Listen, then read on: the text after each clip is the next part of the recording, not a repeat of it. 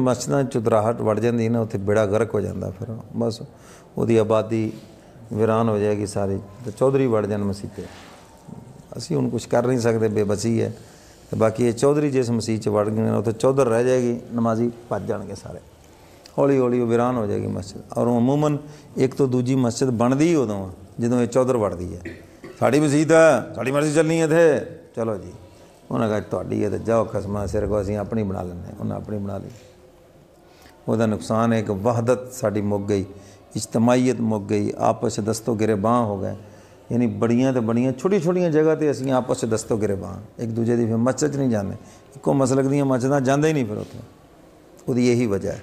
तो मस्जिद जिहड़े दिलों नूं जोड़दी है, इज्तमाहीयत दा दरस दिंदी है।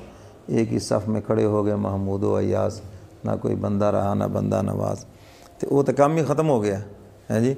मस्जिद लड़ाई झगड़े का जरिया बन गई।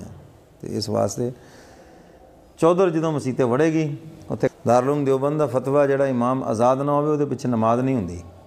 समझ आई कि नहीं, कि जिहड़ा इस हद तक उन्हां दा गुलाम होवे कि उन्हां को पुछ के करे जो कहना, वो फरमान लगे कि उहदे पिछे नमाज ही नहीं हुंदी।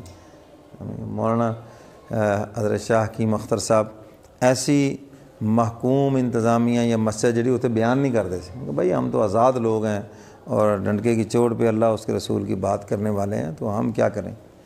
मैं भी जाता हूँ बाहर बयान करने, मुझे वो हदायत देंगे जी, वो यहाँ ये नहीं करना, यहाँ तबलीगी साथी हैं, जोड़ पैदा करना है, फ़लाँ को कुछ। मैं कहा भाई मैं तो पाबंद नहीं हूँ आपका, जो जी में आएगा करूँगा, जी चाहता है तो ठीक है, नहीं तो अस्सलाम वालेकुम, अल्लाह अल्लाह खैर सला। तुहानू मौलवी बड़े, मैनू मसीतां बड़ियाँ, समझ गए कि नहीं, क्यों जी, सही है कि नहीं। हाँ, तो मैं क्या मेरे को इन्नी महकूम जी ना गुफ्तगू होंगी नहीं कि मैं पाबंद रहा, हर लफज यही सोचता रहा भी इतना चौधरी नाराज़ ना हो जाए, ए फलाना ना हो जाए। मैं कसमां दा कहो सिर खलो के तुसीं